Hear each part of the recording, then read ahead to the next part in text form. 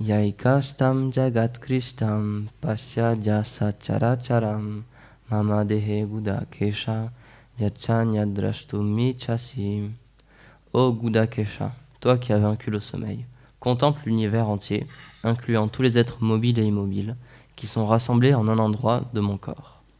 Toute autre chose que tu puisses désirer voir est aussi visible dans cette forme universelle. Commentaire. Selon Srila Vishwanath Chakravarti Thakur, Shri Krishna dit que la totalité de l'univers ne peut être perçue même par une personne comme Arjuna, même si celle-ci erre pendant des millions d'années. Or, dans ce verset, le Seigneur l'invite à contempler la création entière, avec ses êtres mobiles et immobiles, qui sont rassemblés dans un endroit de cette immense forme. Tout ceci, Arjuna ne peut le contempler que par sa miséricorde. Dans cette forme universelle, il pourra voir Krishna et le monde entier, ainsi que sa victoire ou sa défaite sur le champ de bataille de Kurukshetra, ou toute autre chose. C'est pourquoi le Seigneur appelle Arjuna par le nom de Gudakesha. Gudaka signifie le sommeil ou l'ignorance, et Isha le maître. Ce qui implique qu'en contemplant cette forme avec une grande attention, tous ses doutes au sujet de la victoire ou de la défaite seront dispersés. Ainsi, il sera capable de comprendre que dans cet univers, l'accomplissement de toutes les activités est déjà arrangé par Krishna, ce qui implique que ni Arjuna, ni personne d'autre n'est capable de changer cet arrangement d'aucune façon. Verset numéro 8. Natumam sakya shedrastum aneina svatchakshusham divyam dadamite chakshu pashyame yogameshvaryam. Cependant, tu ne saurais me voir avec les yeux que tu possèdes actuellement. Je te confère donc des yeux divins, avec lesquels tu pourras contempler mon opulence mystique. Commentaire. Selon Srila Vishwanath Chakravarti Thakur, si le Seigneur a énoncé ce verset, c'est afin de faire comprendre à Arjuna qu'il ne doit pas considérer la forme universelle comme illusoire et matérielle, mais faite d'éternité, de connaissance et de félicité. Elle est sa forme par laquelle l'univers entier existe. Elle ne peut donc être perçue à travers des sens matériels. Aussi, Krishna fait-il remarquer à Arjuna qu'il ne pourra être capable de voir cette forme universelle avec ses yeux actuels. C'est pourquoi il désire lui accorder des yeux divins par lesquels il pourra la voir. Mais Arjuna est l'un de ses associés principaux. Certes, il joue le rôle d'un être humain ordinaire, mais il n'en demeure pas moins transcendantal à la matière, ce qui sous-entend que ses yeux ne sont pas matériels. La preuve, c'est qu'il peut constamment contempler et savourer avec son pur amour la forme emplie de douceur de Krishna. Plus un dévot est élevé dans l'amour de Dieu, et moins il peut percevoir la puissance du Seigneur. C'est le cas d'Arjuna, qui ne voit en Krishna que son ami intime et bien-aimé, sa vie même. En réalité, la vision d'Arjuna est bien supérieure. Elle ne peut être obtenue ni par des yeux matériels, ni par des yeux divins.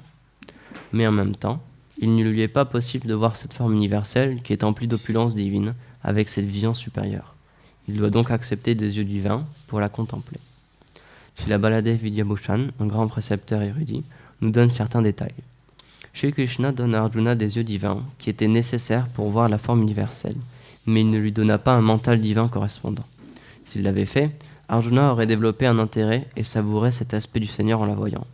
Or, en contemplant cette forme emplie d'opulence, Arjuna devient désintéressé, au point qu'il prie Krishna de pouvoir uniquement contempler sa forme emplie de douceur à deux bras.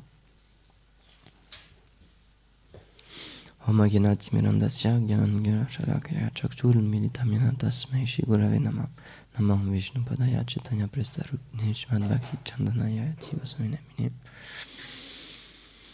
Jaya Shri Krishna Chaitanya Prabhu Nityananda Shadvaita Gadadar Shivasadi Ghor Bhaktarina Vanchakalpatarubhyascha Kripa Sindhu Bhaivacha Patitanam Pavanebhyo Vaishnavebhyo Namo Namah.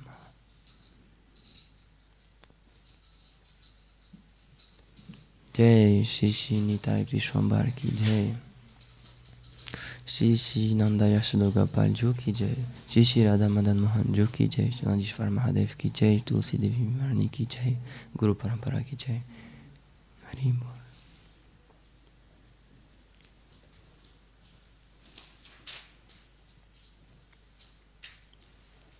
Ça tombe bien, on parle d'un verset où on nous explique, on parle de la vision du Seigneur et on ouvre les rideaux à ce moment-là. On a de la chance. Donc dans ces versets de la Bhagavad Gita, le Seigneur, il joue un tour à Arjuna, on va dire, il lui fait une faveur spéciale, mais en même temps, du fait de la position d'Arjuna, qu'on va expliquer après, c'est pas forcément un cadeau qu'il fait Arjuna. Parce que le Seigneur suprême lui donne le darshan de sa forme universelle, qui est une forme très spéciale et qui est une forme qui est très très très rarement perçue. Déjà, comme c'était expliqué, il faut avoir des yeux divins, les yeux qu'ont les demi-dieux par exemple. Donc avec nos yeux matériels à nous, ce sera impossible à voir. Il faut faire des grandes austérités pour obtenir ces yeux et obtenir cette position qui permet d'avoir ce darshan. Mais comme c'est expliqué, en fait, Arjuna il n'est pas vraiment satisfait en voyant cette forme-là. Parce que lui, ce qui l'intéresse dans le Seigneur, c'est son aspect de douceur. Et c'est pas tout cet aspect de grandeur, cet aspect terrifiant, comme c'est décrit un peu plus loin, de la forme universelle. Mais c'est une forme qui est intéressante et qui est nécessaire pour que Krishna il continue d'enseigner à Arjuna. Donc dans cette forme universelle, c'est expliqué que tout est présent. L'univers entier est présent et Arjuna il peut avoir une vision du passé, du présent et du futur. Et c'est ce qu'il avait besoin à ce moment-là, parce que dans le Bhagavad Gita, comme on le sait, Arjuna il est face à un dilemme et il se trouve incapable d'agir. Il soupèse le pour et le contre de participer à cette bataille, de tuer sa famille, de rentrer en guerre contre les personnes qui lui sont proches. Et donc le Seigneur suprême lui explique de différentes manières, il essaie de le convaincre. Donc tout d'abord par des arguments logiques, ensuite il cite les shastras, etc. Et là, c'est un autre argument, c'est qu'il lui montre la forme universelle. Et dans cette forme universelle, comme c'est décrit un petit peu plus loin, c'est une forme qui a des milliers de bouches, des milliers de bras. Et je vais essayer de la retrouver.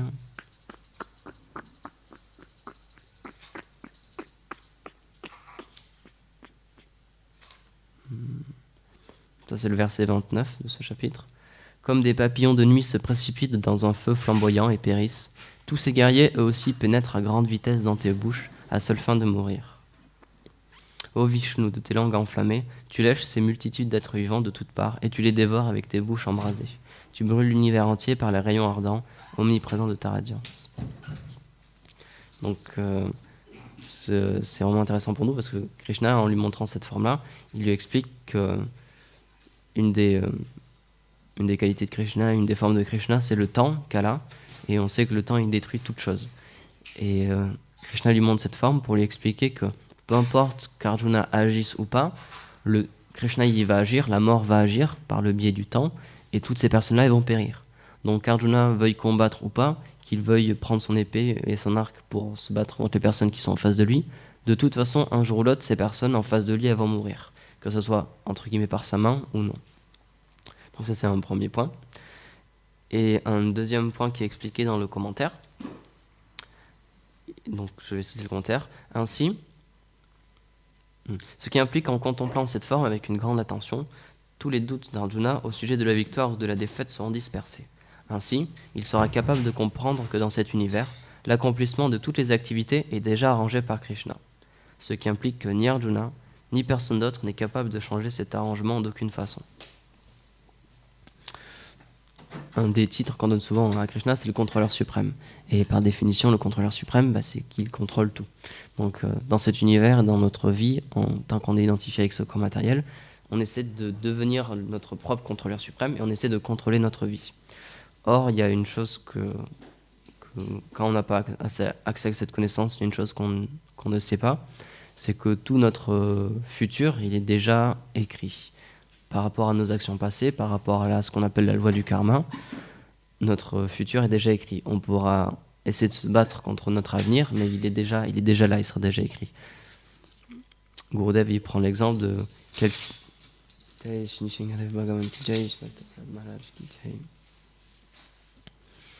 Gurudev, il prend l'exemple par exemple de la richesse. Si c'est écrit dans le karma de quelqu'un qu'il a accès à la richesse, peu importe ce qu'il fera, il sera riche. Et si quelqu'un, c'est écrit qu'il doit être pauvre dans cette vie, à cause des activités des vies passées, il pourra faire tout ce qu'il veut, il perdra son argent, il n'aura pas de travail, il aura toujours des catastrophes dans sa vie. Et donc ça, c'est un point très important, en tant que dévot, qui est amené à comprendre pour nous. c'est que dans cet univers, en fait, dans cette vie, c'est le Seigneur suprême qui contrôle cet univers, et c'est pas nous qui contrôlons cet univers. Encore une fois, c'est lié à ce qu'on disait hier. L'erreur qu'on fait dans ce monde, c'est qu'on pense que tous les objets autour de nous, toutes les personnes autour de nous, elles sont là pour nous servir, et donc on essaie de les engager dans notre service. Sauf que on ne peut pas contrôler tout ce qui est externe à nous. Déjà qu'on a du mal à nous contrôler nous-mêmes, à contrôler nos pensées, à contrôler notre mental, et c'est impossible de contrôler les personnes qui sont autour de nous. Et donc le Seigneur, il utilise cet argument, il lui montre cette forme pour lui dire « Ne t'inquiète pas, tu peux combattre, parce que le futur est déjà écrit en fait. Je vais juste t'utiliser comme un outil pour mener à bien mes plans. Mais de toute façon, mes plans, ils seront effectifs, ils arriveront un jour ou l'autre. » Donc ce qu'il lui propose, c'est une position très spéciale, et c'est une position à laquelle nous on aspire en tant que dévots, c'est d'être un instrument pour le Seigneur. Parce qu'à partir du moment où on comprend qu'on contrôle pas grand-chose dans notre vie, et que la seule chose qu'on peut faire, c'est juste servir, on se rend compte que la meilleure position qu'on peut avoir, donc c'est une position de serviteur, et la meilleure position qu'on peut avoir, c'est servir le Seigneur suprême, parce que comme il dit Gurdjieff, c'est le meilleur des boss. C'est le plus généreux et c'est le plus magnanime, et c'est le seul, cet univers, qui veut notre réel bonheur. Parce que dans ce monde, il y a beaucoup de personnes ont eu cette expérience. Toutes les personnes qui ont travaillé, je pense, avec un patron, sous une forme ou une autre, ils ont eu cette expérience. La définition de ce monde, c'est que chacun cherche son propre bonheur. Du coup, si vous servez quelqu'un qui cherche son propre bonheur, par définition, il ne cherche pas le vôtre. Donc tout ce qu'il fera, il le fera pour son propre intérêt. Et s'il y a quelque chose qui n'est pas dans son intérêt, mais par exemple qui est dans le vôtre, il va préférer son intérêt au vôtre. Et donc c'est quelque chose de totalement logique, on ne peut pas lui en vouloir pour ça, c'est la nature de l'homme conditionnée. Mais c'est pour ça qu'il ne faut pas être surpris de ce qui peut nous arriver dans notre vie, ce qui peut arriver à notre travail, etc. C'est que toutes les personnes qu'on a autour de nous, en grande majorité, c'est des âmes conditionnées, et donc tout ce qu'elles cherchent, c'est leur propre intérêt. Donc toutes leurs actions, toute leur vie, elle est dirigée sur eux-mêmes, et donc ils ne feront pas des choses pour nous. On pourrait poser la question, oui, mais il y a des gens qui font des actions humanitaires, il y a des gens qui créent des associations, qui donnent de l'argent, etc. Mais si on regarde bien, pourquoi ces personnes elles font ça, c'est parce qu'elles en retirent une satisfaction, parce qu'elles en retirent un plaisir. C'est pas 100% désintéressé. C'est parce que ces personnes-là, c'est une bonne chose, c'est ce qu'on appelle des actions vertueuses, des actions pieuses, mais il y a encore ce désir de satisfaction de soi. On fait ces choses-là parce qu'on se sent bien. On se sent bien en aidant des gens, etc. Donc c'est déjà une première étape, c'est déjà remarquable, mais encore une fois, c'est quand même centré sur nous-mêmes. Une autre chose qui est intéressante, c'est que dans le verset 7, donc Krishna a dit « Toute autre chose que tu puisses désirer voir est aussi visible dans cette forme universelle. » Et j'ai lu il n'y a pas longtemps, je ne me rappelle plus exactement, qu'en fait, c'est Satchidananda Maharaj, dans son livre de Living Name, sur le chant des saints noms, il explique qu'on peut commencer à chanter les saints noms quand on a une certaine compréhension. Et cette compréhension, c'est de se rendre compte que tout ce qu'on cherche dans notre vie, tout ce qu'on cherche en parcourant le monde, en cherchant dans ce monde, c'est Krishna qui le possède, c'est Krishna lui-même en fait. Et puisque Krishna n'est pas différent de son saint nom, en se connectant avec le saint nom, on aura accès à tout ce qu'on cherche. Parce que il y a une chose, encore une fois, qu'on avait expliqué hier, c'est que tout est Krishna dans ce monde. Krishna, il est omniprésent, c'est juste qu'on ne peut pas le voir. Et donc toutes les qualités envers lesquelles on est attiré dans ce monde, toutes les choses qui nous donnent un goût, toutes les choses desquelles on retire une saveur, cette saveur-là, c'est une des saveurs du Seigneur suprême, c'est une des qualités du Seigneur suprême. Donc tout ce qu'on cherche dans les personnes autour de nous, tout ce qu'on cherche dans les qualités humaines, tout ce qu'on cherche dans les objets, tout ce qu'on cherche dans la beauté, dans l'art, etc., c'est contenu dans le Seigneur suprême. Donc sans le savoir, tout le monde cherche le Seigneur suprême. Et donc c'est pour ça que Satchidananda Maharaj il explique, on peut commencer à avoir vraiment une bonne méditation quand on se rend compte que tout ce qu'on cherche, c'est situé dans le Saint Nom. Donc en ayant cette compréhension-là, petit à petit, on va fermer tous les autres canaux de notre corps, on va fermer notre mental à toute autre chose, et on va se concentrer pleinement sur le Saint Nom, parce qu'on va se rendre compte que ce qu'on cherche, il est présent à l'intérieur du Saint Nom directement.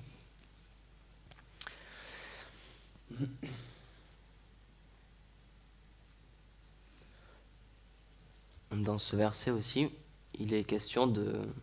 Donc, Krishna il donne ce darshan à Arjuna, mais il y a cette histoire un peu compliquée à propos de la vision divine.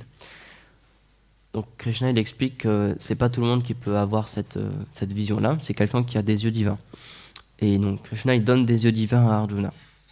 Parce que comme l'explique souvent Gurudev, c'est un exemple qu'il aime beaucoup, c'est qu'en fait Arjuna il avait des yeux supérieurs à des yeux divins. Il n'avait pas des yeux matériels, parce que c'était expliqué que c'est un associé éternel du Seigneur.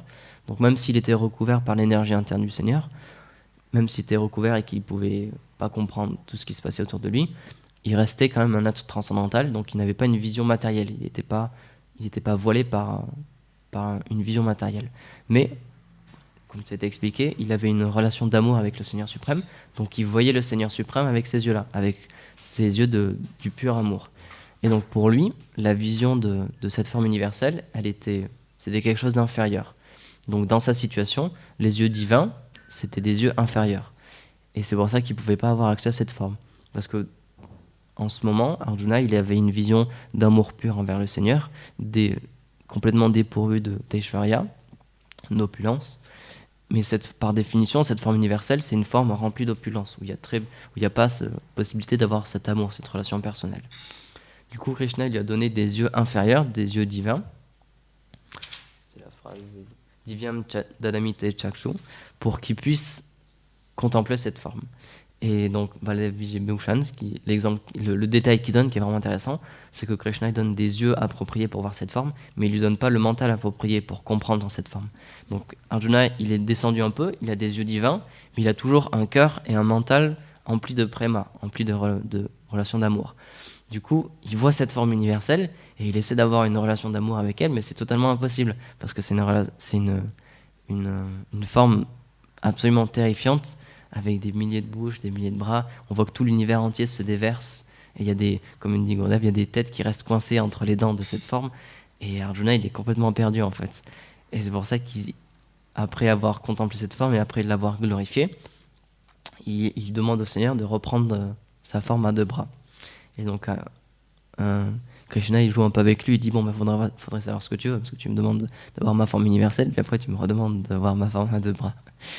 Et avec cet exemple-là, on peut vraiment comprendre que dans la Bhagavad Gita, puisque c'est un divertissement entre Krishna et un de ses associés éternels, c'est un écrit qui est rempli de doux sentiments d'amour. Même si à première vue, c'est quelque chose de caché, parce qu'on voit que c'est un écrit où il y a beaucoup de philosophie, beaucoup de tattva, comme on dit en sanskrit. Mais derrière tout ça, c'est une relation d'amour en fait qui unit le Seigneur Arjuna à Krishna. Et c'est parce qu'il y a cette relation d'amour que cette discussion peut avoir lieu. Mais du coup, nous, en tant que Gaudiya Vaishnava, ce qu'on cherche, nous, c'est pas avoir ce darshan de la forme universelle, c'est d'avoir, comme Arjuna, le darshan, comme c'est expliqué dans le verset, c'est constamment contempler, savourer, avec son pur amour, la forme emplie de douceur de Krishna. Donc, nous, le Krishna qu'on adore, il s'appelle Vrajendranandan Krishna. C'est le Krishna de Vraj. C'est Krishna qui a une forme, donc pas une forme universelle, mais Krishna qui a une forme de petit enfant, et situé à Vraj avec sa famille, ses amis. Et un détail intéressant qu'explique Tripurari Swami, c'est qu'on pourrait se demander, ok, donc on est des Gaudiya Vaishnava, notre but, notre prayojan, notre but à atteindre, c'est cette relation d'amour avec le Seigneur suprême dans sa forme de Gopal, dans sa forme de jeune enfant. Donc pourquoi les Gaudiya Vaishnava ils étudient la Bhagavad Gita? Pourquoi les Gaudiya Vaishnava ils donnent tant d'importance à la Bhagavad Gita? Pourquoi c'est considéré comme une base? Parce que dans cet écrit, il y a aucune description de ce jeune Krishna qu'on recherche. Il y a juste une description de la forme universelle et d'un Krishna âgé déjà, en tant que prince, qui donne des instructions, qui donne beaucoup de philosophie. Et en fait, donc, il explique que Vrajandanandan Krishna, il n'est pas du tout dans un mood de, comme il dit, to speak upadeshadic wisdom. Il n'est pas du tout dans un mood de discourir sur la connaissance des Upanishads. Parce que Krishna, il est situé juste dans des relations Gopal, il est juste dans des relations d'amour avec ses dévots, et donc il n'est pas du tout dans tout ce qui est tattva, tout ce qui est écriture, etc. Mais pour qu'on puisse l'atteindre, parce que c'est expliqué que Krishna, c'est cette forme de jeune Krishna, c'est le Krishnastu Bhagavayam Soyam, c'est la forme originelle du Seigneur suprême, donc c'est une forme très difficile à atteindre. Comme c'est expliqué dans ce verset, qu'une vision divine, c'est déjà extrêmement difficile à atteindre, alors que dire de la vision qu'Arjuna, que la vision de Prema, c'est quelque chose d'encore plus difficile à atteindre. Et donc, Krishna, pour se dévoiler à nous, il nous a donné cette Bhagavad Gita. Et c'est intéressant parce qu'il a mis son pur dévot, donc son associé éternel, Arjuna, dans la même situation que nous. Il l'a mis avec une vision voilée, il l'a mis avec un mental qui le tiraille complètement, où il est complètement perdu, il ne sait pas du tout comment agir, il est en plein dans ses attachements, il est complètement attaché à sa famille, à ses proches, et il n'arrive même pas à suivre son dharma, il n'arrive même pas à suivre ce qu'il devrait faire dans la société. Et en fait, c'est dans la situation dans laquelle on est en ce moment. Donc Krishna, dans sa grande miséricorde, il a créé toute cette situation, il a créé tout ce scénario, en mettant un de ses purs dévots à l'intérieur de ce scénario, comme le héros, et il est venu discourir avec lui pour nous expliquer comment retourner à lui et comment développer cette vision divine. Il y a un des mots sanscrits qui est utilisé au tout début dans la Bhagavad Gita, quand le Seigneur suprême il commence à discourir sur le champ de bataille. Donc au début, Arjuna il demande à Krishna de l'amener au milieu du champ de bataille. Donc ils sont situés au milieu des deux armées. C'était des armées absolument gigantesques. Mais il y a un mot en sanskrit qui est utilisé, qui veut dire que la façon dont Krishna parlait, tout le monde a pu l'entendre. Les mots que Krishna a dit, que Krishna a énoncé, qu'on a ensuite appelé la Bhagavad Gita, toutes les personnes présentes sur le champ de bataille l'ont entendu ce jour-là. Donc c'est pas un savoir caché, c'est un savoir qui est exprès, qui est fait pour être distribué et pour que le plus de monde possible puisse y être connecté et en retirer quelque chose pour leur vie et pour leur vie spirituelle. Donc le but de Krishna, c'était en mettant Arjuna dans cette situation, c'était de l'enseigner, de lui expliquer comment, et de nous expliquer en fait à nous, parce qu'Arjuna il a pas besoin de ça, il a déjà atteint le but, il est déjà situé dans le Prema. C'était pour nous expliquer à nous comment agir dans ce monde quand on est dans ce genre de situation extrêmement difficile, où on ne sait pas comment agir, on ne sait pas comment faire des choix. Il nous explique comment réfléchir et sur quelle chose nous appuyer. Donc il y a une chose qui est intéressante aussi, c'est qu'au tout début de la Bhagavad Gita, donc Arjuna il est complètement perdu, et donc il cherche un échappatoire. Il cherche une raison, une excuse pour fuir le champ de bataille. Et donc il va citer beaucoup d'Upanishads, il va citer beaucoup de textes védiques où c'est expliqué que faire du mal à son maître spirituel ou à son maître d'armes, c'est quelque chose de très dangereux, ça peut avoir des répercussions sur toute notre famille, sur les générations à venir. Karmiquement, c'est quelque chose de très mauvais, etc. Et il essaie en citant les Écritures pour lui, en fait, il essaie de se tirer de là. Mais Krishna, il le défait complètement, et en citant d'autres Écritures aussi, il le défait complètement. Et donc ça, c'est un point qui est important pour nous. Comme on l'a lu dans la règle du monastère ce matin, il est fortement recommandé pour les sadhakas, pour les aspirants dévots comme nous, de lire les textes védiques, de lire les écritures Vaishnav spécialement, pour comprendre, parce que c'est expliqué que tout ça c'est une science, la bhakti c'est une science, pour atteindre Prema c'est un chemin scientifique, donc il nous a demandé de lire pour comprendre ce qu'on fait et où on va. Et justement pour éviter aussi que ce genre de situation avec Arjuna se passe à nouveau, Krishna, il est descendu en tant que Chaitanya Mahaprabhu, et avec ses associés, et il est descendu notamment avec les six Goswamis. Et les six Goswamis, il a donné l'instruction aux six Goswamis d'écrire des textes védiques, mais avec la vision Vaishnava, d'écrire des Shastras Vaishnava.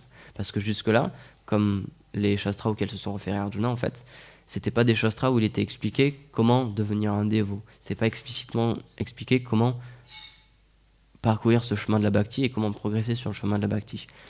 Prema était déjà là, l'amour divin était déjà là, mais c'était seulement pour les personnes qui étaient qualifiées. Les personnes qui étaient qualifiées, ils pouvaient le recevoir, mais il n'était pas enseigné toute notre philosophie actuelle, toute notre philosophie Gaudiya Vaishnava, toute la philosophie comment entrer en contact avec le Seigneur et comment se qualifier pour venir à lui, tout ça, c'était pas expliqué.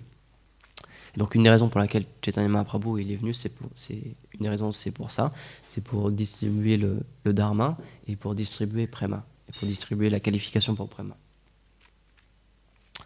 Et donc le Seigneur, encore une fois, il a demandé à certains de ses associés d'écrire des textes Vaishnav dans lesquels il est expliqué toute notre sadhana, comment penser, comment s'habiller, comment agir. Et c'est une des raisons pour laquelle on utilise beaucoup la Bhagavad Gita en tant que Gaudiya Vaishnava. C'est parce que ça a été fait très tardivement, mais il y a eu des commentaires Vaishnav du coup de la Bhagavad Gita.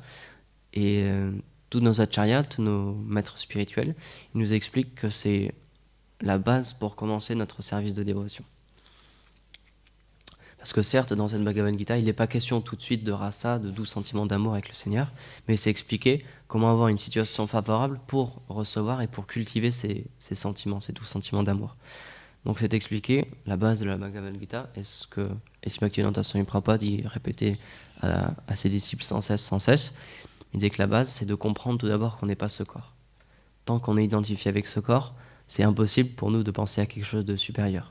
Donc la base de la Bhagavad Gita, c'est ça, c'est d'expliquer des choses très simples, comme le karma, la réincarnation, l'âme suprême, le jiva tattva, donc ce qui nous concerne, parce que nous sommes des jivas, nous sommes des âmes, tout ce qui est en relation avec ça, le temps, kala, et les trois gunas, donc le passion, ignorance et vertu. Et en comprenant un peu ce monde, en comprenant ce qui nous entoure, on va pouvoir comprendre les réactions de notre environnement, et on va pouvoir ne plus s'en étonner et ne plus en être affecté. Comme Krishna il explique que tout est déjà écrit, l'avenir est déjà écrit. En comprenant cela, un dévot, il ne va pas s'affliger quand une chose négative va apparaître dans sa vie, une chose supposément matériellement appelée négative, il va pas en être touché. Tout comme un bonheur matériel, ça ne va pas non plus trop l'affecter. Et donc ça, c'est une base, c'est une des premières choses à établir dans notre vie. C'est essayer de créer une situation stable, mentalement et émotionnellement, créer une situation stable où on puisse se concentrer sur notre vie spirituelle, où on puisse méditer. Parce que c'est extrêmement difficile de méditer quand notre mental il est complètement instable, quand il est tiré envers une infinité de choses. Et donc, un des buts de la Bhagavad Gita, c'est de nous apprendre ça, c'est de nous faire réaliser qu'on n'est pas ce corps. Et en ayant franchi cette première étape, qui est déjà une sacrée étape en soi, là on va pouvoir commencer à entrer dans le service de dévotion vraiment. Et donc, petit à petit, Krishna il donne des étapes à Arjuna. Donc une des premières étapes, c'est qu'il lui explique de continuer à agir, mais en étant détaché des fruits de l'action. Donc il lui dit, si tu es dans ce monde, donc le but c'est pas de se couper de ce monde, c'est de continuer à agir dans ce monde, mais en offrant tes actions. Et c'est aussi ce que Bhaktivinoda Thakur il explique. Il dit qu'il y a ce principe de l'action, et c'est ce qui fait de nous des êtres humains. En fait, c'est ce qui nous définit en tant qu'être humain, en tant que jiva incarné dans ce corps d'être humain, c'est qu'on a une conscience, on a une intelligence, et avec ça on peut faire des choix. Et ces choix-là, ils vont dicter nos actions. Parce qu'on est obligé d'agir, ne serait-ce que pour respirer, ne serait-ce que pour manger, ne serait-ce que pour se maintenir physiquement, on est obligé d'agir dans ce monde. Et donc le Seigneur suprême, il nous a donné un moyen, il nous a donné un chemin pour agir dans ce monde, pour continuer à vivre dans ce monde, mais en lui offrant toutes nos actions et en lui offrant toutes nos pensées. Et donc c'est quelque chose de très simple, ce chemin de la bhakti, ce chemin scientifique, c'est quelque chose d'extrêmement simple, c'est de offrir toutes nos pensées, offrir notre mental. C'est comme Bhaktivinoda Thakur, il a écrit une chanson où il explique Manasa Deha Geha, il explique tout ce qui m'appartient, mon mental, ma famille, mon corps, je te l'ai offert au fils de Nanda. Et c'est ces acharyas, ces grandes personnalités comme Bhaktivinoda Thakur, ils sont venus pour nous enseigner comment développer un mental approprié, comment agir dans ce monde de façon appropriée en tant que Vaishnav. Parce que, une chose aussi qui est très importante à comprendre, un exemple que donne Tripurari Swami, c'est que donc ce monde matériel, c'est expliqué que c'est comme une prison. Tant qu'on est conditionné, tant qu'on est identifié à ce corps matériel, tant qu'on est sous l'influence des trois gunas, on est comme emprisonné. On ne comprend pas ce qui nous arrive, on n'a aucun pouvoir sur notre avenir, et on est complètement ballotté entre les bonnes réactions et les mauvaises réactions de notre karma. Et donc, c'est pour ça que le Seigneur suprême, soit il descend lui-même, soit ensuite il envoie ses associés éternels, donc qui sont qui sont purement libérés, qui ne sont pas influencés par l'énergie matérielle, et il les envoie pour nous expliquer, soit de façon orale, soit avec des écrits, avec des chansons, avec des livres, avec des poèmes. Il nous explique comment nous libérer de ce monde et quelle attitude, quelle compréhension avoir, quelle conscience avoir dans ce monde. Parce que encore une fois, tout est une question de conscience. La seule chose sur laquelle on a un vrai contrôle maintenant, dans cet univers, dans notre vie maintenant, c'est notre façon de voir les choses. C'est notre mental, parce qu'on n'a même pas en contrôle sur notre corps. Notre corps, il peut tomber malade à n'importe quel moment. On peut attraper un virus, même si on le veut pas, comme il disait Gurdjieff, des fois on veut vraiment pas être malade. Alors on dit non, cette année je veux pas être malade, et ensuite on chope un virus, on tombe malade, et là on reste libre pendant 1 semaine, 2 semaines, et on a la fièvre, on n'arrive même plus à marcher, on n'arrive même plus à manger. Et là on se rend compte qu'on ne contrôle même pas notre corps. Donc la seule chose qu'on peut vraiment essayer de contrôler, tenter de contrôler, c'est notre conscience, notre mental. Et rien qu'en faisant cela, on va pouvoir se libérer. C'est comme, il y a un dévot qui partageait une histoire. Il expliquait qu'une fois il avait été en prison et il avait vu un de ses co-détenus dans une cellule adjacente qui chantait sans cesse le même mantra. Et donc à cette époque, il ne connaissait pas. Et donc il a demandé à cette personne, mais pourquoi tu chantes ça? C'est bizarre quand même. Qu'est-ce que c'est que ce mantra? Et en fait, cette personne, il a regardé, il a dit, quand je chante ce mantra, je suis plus en prison. Je suis plus emprisonné. Et donc ça l'a vraiment marqué. Et quand il est sorti de la prison, il a cherché des dévots. Et ensuite, il a écouté la philosophie, il a mangé du prashad et ensuite il a joint. Et Vishnu Swami donne aussi cet exemple. Il dit, peu importe où vous êtes, peu importe la situation dans laquelle vous êtes, vous pouvez commencer ce service de dévotion. Il vous suffit de chanter les saints noms, et vous serez, par exemple, si vous êtes en prison, vous serez plus en prison, vous serez dans un endroit qui va vous permettre de vous réaliser spirituellement. Donc peu importe, ça aussi c'est un des enseignements Gaudiya Vaishnava, c'est que peu importe l'environnement dans lequel on est, on peut l'engager et on peut le tourner en notre faveur. Et c'est expliqué que le Seigneur suprême, c'est comme un père aimant. Donc dès qu'on se tourne vers lui et dès qu'on lui montre qu'on veut développer ses sentiments envers lui, qu'on veut développer ce préma, il va prendre personnellement, il va prendre notre fardeau et il va commencer à maintenir notre vie et il va commencer à écarter tous les obstacles. Donc à partir du moment où on se tourne vers lui, puisqu'il est le contrôleur suprême de cet univers, il va faire en sorte que cet univers nous soit favorable pour notre développement spirituel.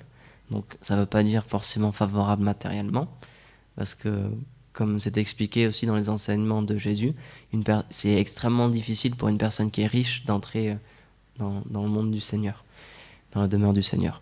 Donc c'est pour ça que matériellement, c'est possible que notre situation ne change pas, ou même qu'elle s'empire. Et vous pouvez demander à beaucoup de dévots, aux dévots aînés, dans les 99% des cas, je pense que c'est ça, leur situation, elle a empiré, ils sont devenus très pauvres, ils ont vécu dans des situations très, très précaires, on va dire. Mais pourtant, ils en tiraient un grand bonheur. Comme c'est expliqué qu'encore une fois, les 6 Goswamis, une grande majeure partie d'entre eux, ils faisaient partie de l'aristocratie de l'époque. C'était soit des fils de princes, soit des grands magistrats, soit des fils de propriétaires terriens. Et donc ils avaient une grande richesse, une situation matérielle extrêmement favorable, extrêmement luxueuse. Et pourtant, comme c'est expliqué dans le Sat Goswami Astakam, ils ont délaissé toute cette association, ils ont délaissé toute cette fortune. Ils se sont simplement vêtus de kopina, donc c'est de petits pagnes, et ils sont allés dormir sous les arbres. Et donc ça peut paraître très étrange quand même, mais pourtant c'est expliqué qu'à l'intérieur d'eux, donc extérieurement, ils vivaient dans une situation extrêmement précaire, mais pourtant à l'intérieur, ils étaient complètement bercés dans l'océan des doux sentiments d'amour avec le Seigneur. Et donc ça, c'est en tant que Gaudiya Vaishnava, c'est notre but aussi. C'est de ne plus être touché par notre environnement matériel. On peut vivre dans une grande fortune et être un dévot, et on peut vivre dans une situation très précaire et être un dévot et avoir une relation avec le Seigneur suprême. Parce que, encore une fois, c'est expliqué que tout ce qu'on cherche dans ce monde, tout ce qu'on cherche à obtenir pour notre plaisir, il est situé dans le Seigneur suprême. Donc dès qu'on aura commencé à avoir une relation intime et personnelle avec le Seigneur suprême, c'est lui qui va nous fournir notre satisfaction, c'est lui qui va nous fournir, qui va être notre soutien, et qu'on n'aura plus besoin de chercher à l'extérieur. On aura juste une envie, comme dit Gurdjieff, c'est de continuer et d'approfondir notre bhajan encore et encore, parce qu'on va se rendre compte que c'est la seule source de satisfaction. Et donc ça, c'est quelque chose que, en tant que dévot, on peut commencer à expérimenter assez vite. C'est un peu comme dans Matrix, quand on prend la pilule. On voit ce monde et on comprend en fait que dans ce monde, il n'y a rien pour nous et qu'on ne pourra rien en tirer. Donc ça peut être une situation qui peut être parfois complexe, parce qu'on peut être situé dans un entre-deux. On voit que dans ce monde matériel, il n'y a rien qui nous apporte de la satisfaction, et on sait que rien ne peut nous apporter de la satisfaction, mais en même temps, parfois, on n'a pas un goût assez développé pour la vie spirituelle, donc on n'en retire pas assez de goût. Donc on est situé un peu entre les deux. Mais c'est, mais c'est une étape très importante, parce que le Seigneur, petit à petit, en tant que Paramatma, l'âme, il va nous faire sentir, il va nous montrer que dans ce monde, peu importe la manière dont on essaie d'être heureux, on ne pourra pas l'être. Et donc, plus que c'est pas une situation qui est négative, au contraire, c'est une situation qui est vraiment de très bon augure et c'est vraiment une grande fortune. Ça veut dire que petit à petit, le Seigneur suprême, il se révèle à nous et il essaie de nous attirer. Il essaie de nous montrer que il nous voile pas la vérité. Il nous montre ce monde et il nous dit regarde, dans ce monde, tu pourras pas vraiment être heureux. Il nous enlève l'illusion.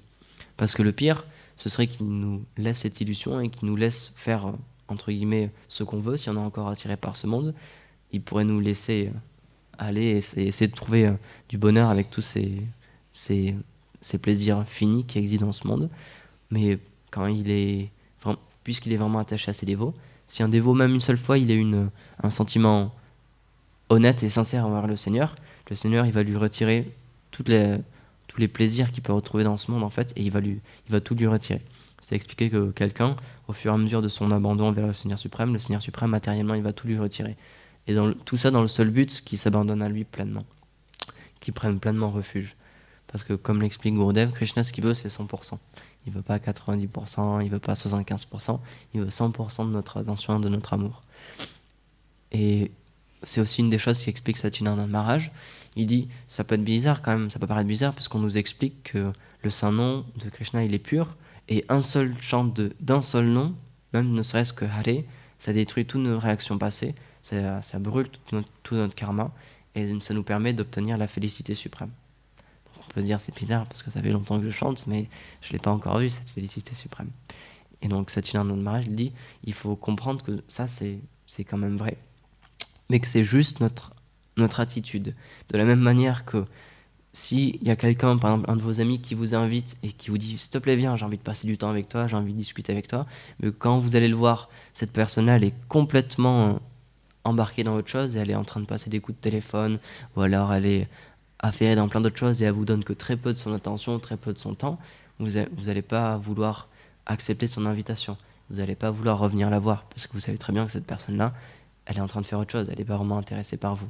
Donc de la même manière, si on chante avec inattention, pourquoi le Seigneur viendrait ? Le Seigneur, il ne peut pas venir si on chante avec inattention. Donc on fait de la sukriti, on fait un avancement spirituel, mais extrêmement lent. Parce que le Seigneur suprême, comme toute personne sensée, il ne viendrait pas passer du temps avec quelqu'un qui ne veut pas lui donner de son temps. Il ne voudra pas passer du temps avec quelqu'un qui est attiré par autre chose, dont le mental est occupé par autre chose. Donc le but de toute notre sadhana, le but de Harikatha, de parler à Harikatha, d'entendre Harikatha, même si on ne comprend pas ce qu'on dit ou même si on ne comprend pas ce qu'on entend, toutes nos activités, le fait d'avoir le darshan des déités, il y a une chose qui est intéressante, c'est que en allant voir les déités, donc on voit les déités avec nos yeux, donc ça nous purifie, mais aussi on demande aux déités de nous voir. Et ce fait-là, le fait que les déités nous regardent, c'est aussi un effet extrêmement purifiant. Donc toutes ces activités-là, le chant des saints noms même à notre niveau, ça a dans le but de nous purifier, de purifier notre conscience, pour qu'un jour on puisse avoir une conscience beaucoup plus calme et paisible, entre guillemets, qui soit plus ouverte à notre relation avec le Seigneur suprême et qui nous permet de nous concentrer un petit peu plus. Et donc, comme dans toute même science matérielle ou dans tout sport ou dans toute activité, on a un résultat quand on s'y donne pleinement. Par exemple, si quelqu'un il fait des études, mais s'il étudie seulement 5 minutes le soir, ou s'il étudie en regardant une série ou en écoutant de la musique ou en étant complètement dispersé, il n'aura pas forcément des bons résultats à l'école. Parce que son esprit il n'est pas totalement focus. De la même manière, les personnes qui réussissent à l'école, c'est des personnes soit qui ont des dons, donc ils ont une conscience très développée déjà, soit c'est des personnes très assidues qui qui donnent tout leur temps, toute leur attention, qui font des efforts, qui lisent beaucoup de livres, qui se documentent, qui font un effort personnel dans ce sens-là, dans le sens de développer cette connaissance. Et de la même manière, en tant que dévots, toutes nos activités, elles ont pour but de nous éveiller à notre réalité. C'est pour ça que donc on peut avoir une pratique, une sadhana, on peut voir les déités, mais en même temps, toutes nos activités dans la journée, si on les fait avec une conscience de je suis un serviteur du Seigneur et je fais cette activité pour lui, on va être connecté à lui et n'importe quelle activité peut nous libérer. N'importe quelle activité peut nous donner de comprendre notre relation avec le Seigneur et de le voir apparaître dans notre cœur et de le voir apparaître dans notre champ. De la même manière, c'est expliquer que tous nos sevas, tous nos activités de service, que peu importe lequel ce soit laver la vaisselle, que ce soit l'adoration des déités, elles ont pour but de faire développer notre chant. Et c'est pas l'inverse. Le but du seva, c'est de développer notre bhajan. Parce que le but ultime, c'est notre bhajan. Parce en développant notre bhajan, c'est la première vision, c'est la première rencontre avec le Seigneur qu'on peut avoir. Haridas Thakur, il explique, dans le Harinam Chintamani, je crois, que donc le Seigneur, il a un nom, il a une forme, il a des divertissements, etc. Mais la première forme, c'est son nom. La première forme avec laquelle on peut entrer en contact, c'est son nom. Et donc il explique qu'en chantant les saints noms, avec une bonne attitude, en ne faisant pas d'offense, etc., c'est le premier darshan du Seigneur qu'on pourra recevoir. Et donc, comme l'explique Gurudev, une fois qu'on a eu ne serait qu'une seule fois le darshan du Seigneur, même si c'est qu'une ombre de son darshan, même si c'est juste une abasse, après on aura un goût tellement immense que comme les six Goswamis, on sera prêt à renoncer à toute chose de ce monde parce qu'on comprendra que notre véritable intérêt et notre véritable plaisir, il n'est pas situé dans ce monde, mais il est situé à l'intérieur de nous. Il est déjà là, c'est juste qu'on le cherche à l'extérieur, mais comme disait Tripura Swami, notre maison, home, c'est extrêmement proche. On le cherche à l'étranger, on le cherche ailleurs, on le cherche dans des objets externes, mais notre véritable identité, notre réalité, notre maison, elle est déjà ici, elle est déjà dans notre cœur.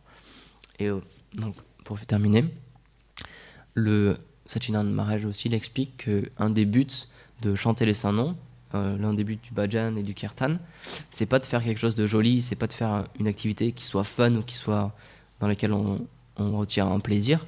Le but du bhajan, c'est de nettoyer notre cœur et d'accueillir le Seigneur dans notre cœur. Le but de bhajan, c'est ça, c'est de prier le Seigneur, avoir une discussion avec lui, lui offrir une prière sincère. Donc ça, c'est chacun qui a sa propre prière, et c'est de l'accueillir dans notre cœur. Et donc, le but de notre sadhana, de toutes nos activités, c'est ça. C'est de nettoyer notre cœur. C'est d'expliquer que notre cœur, c'est comme un trône. C'est de nettoyer ce cœur et de fabriquer une scène et fabriquer un trône sur lequel Radha et Krishna vont pouvoir s'asseoir. Donc voilà, bon service, bonne journée. Allez, bol.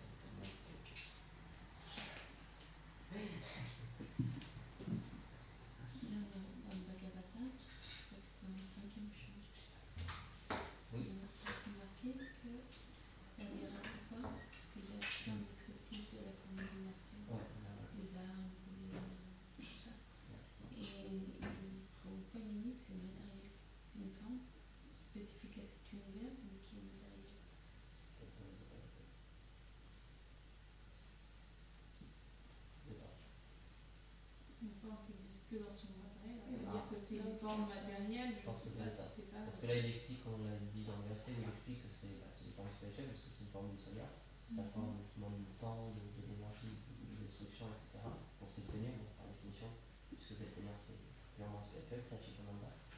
Moi, je trouve que le bout, c'est une forme de Satchitananda. Mais oui, elle est visible, donc c'est pour ça que c'est expliqué qu'il faut avoir des yeux divins. Par divin, on entend deux milieux. Il faut avoir des yeux de milieu pour pouvoir la voir. Parce que les associés du Seigneur, ils ne peuvent pas l'avoir. Il ne faut pas l'avoir. C'est une forme d'inférieure. En plus, je pense que ça, c'est peut-être un peu plus parce que Krishna, on dit qu'il donne des yeux à Arjuna pour qu'il la voie, mais en réalité, il ne donne pas des yeux supérieurs, il donne des yeux inférieurs.